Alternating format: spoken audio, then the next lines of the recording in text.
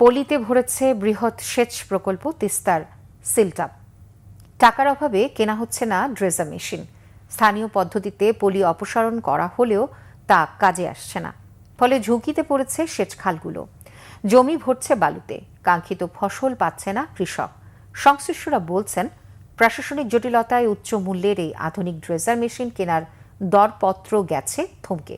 Teesta barrage থেকে ফিরে জুয়েল আহমেদের রিপোর্ট।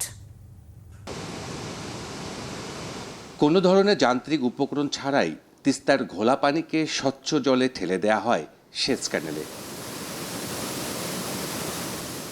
শুকনোয় ওপারের ক্ষীণধারায় আসা বরফ গলা পানিকে আটকিয়ে সারা বছর সেচ সুবিধা পান প্রকল্পের কৃষক। এই সেচ প্রকল্প পাল্টে দিয়েছে পুরো উত্তরের চিত্র, যার বড় ভূমিকা ৪৫ হেক্টরের সিলটাপের। নদীর বয়ে যাওয়া পানিকে সিলটাপে স্থির করে পলি সেকে দেয়া হয় সেচের জমিতে। এতে সেচ খাল ও জমি দুটোই থাকে নিরাপদ। প্রতি বছর কিন্তু কাজ করা হচ্ছে, এটা এমন না যে কাজ করা হচ্ছে না।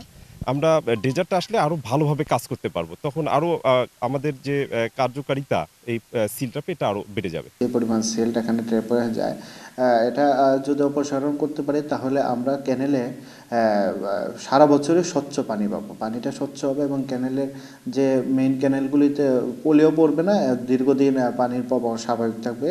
এতে আমাদের যে সেচের এরিয়া এটা দিন দিন বাড়বে, অব্যাহত থাকবে। কিন্তু নিয়মিত পলি অপসারণ না করায় ৩ মিটারের গভীরতার সিলটাপ পরিণত হয়েছে ১ মিটারে। প্রতি বর্ষায় প্রায় ১.৫ লাখ টন পলি জমা হওয়ায় ভয়াবহ রূপ নিয়েছে এটি। সেচের পানি পেতেও সমস্যায় পড়েছে কৃষক। এখানে বিশেষ যন্ত্রপাতি না থাকার কারণে, মেশিন না থাকার কারণে এটা উঁচু হয়ে থাকে। উঁচু হওয়ার কারণে সময় মতো পানিটা পাস করা হয় না। সিলটাপটা পুরোটাই ভর্তি হয়ে গেছে। যদি খোঁড়ে তাহলে আরো ভালো হবে, আরো পানি বেশি থাকবে, বেশি মানে বৃদ্ধি থাকবে। সংশ্লিষ্ট বলছেন, আগে সিলটাপ ড্রেজিং করা হতো বিদেশ থেকে আনা ড্রেজার মেশিনে। নানা জটিলতায় এখন তা হয়ে উঠছে না। এর প্রভাব পড়েছে সেচে। গত ২-৩ বছর আগে আমাদের যে ড্রেজারটা এটা নষ্ট হয়ে যায়। এখন ড্রেজার কেনার জন্য আমাদের ডিপিপি অনুমোদন হয়ে গেছে। আমরা টেন্ডারও করেছি, গত ১ বছর আগে টেন্ডার করেছি, কিন্তু দুর্ভাগ্য হলো যে আমরা এখানে কোনো টেন্ডার পাইনি। ১৯৯৩ সাল থেকে ৬১৫ মিটার দৈর্ঘ্য ব্যারেজের ৪৪টি গেট আটকে দিয়ে নীলফামারী, রংপুর ও দিনাজপুরের ১২ উপজেলায় রোটেশন পদ্ধতিতে সেচ সরবরাহ করছে প্রকল্পটি। তিস্তা নদীর পানি এই জলাভূমিতে ফেলে পলি অপসারণ করা হয়। তারপর স্বচ্ছ নীলাভ পানি দেয়া হয় ফসলের জমি ও সেচ খালে। কিন্তু উন্নত যন্ত্রপাতির অভাবে গত কয়েক বছর ধরে পলি অপসারণ বন্ধ আছে এখানে।